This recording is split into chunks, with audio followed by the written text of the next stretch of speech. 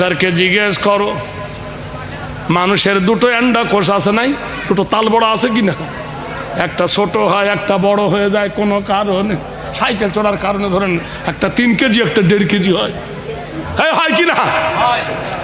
ওই তাল বড়াকে সাইজ করতে গেলে যে ভোল্টেজার দেওয়া হয় সেটা গরুর চামড়া দিয়ে ছোটটাকে চেপে ধরে, নতুন হার্নিয়া হয়ে যায়। জোরে বলুন নারে তাকবীর।